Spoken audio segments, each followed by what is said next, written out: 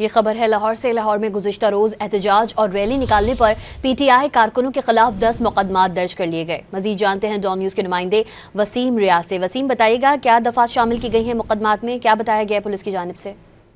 जी देखिए, तरीके इंसाफ की जानिब से 5 अगस्त को जब एहतजाज निकाल दी गई थी, लाहौर में रैली निकालने और एहतजाज करने पर 10 मुकदमात जो है वो दर्ज किए गए हैं।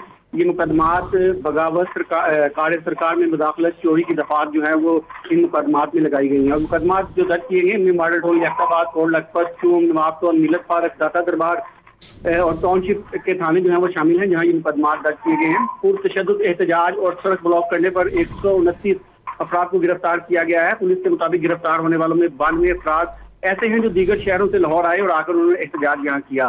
3 दिनों में तहरीक इंसाफ के 900 से ज्यादा कारकुनान को गिरफ्तार किया गया। मुख्तलिफ इलाकों में क्रैकडाउन के दौरान 200 से ज्यादा कारकुन हिरासत में लिए गए। 3 और 4 अगस्त को हिरासत में लिए गए मुतअद्दिद अफराद को जमानत पर छोड़ दिया गया।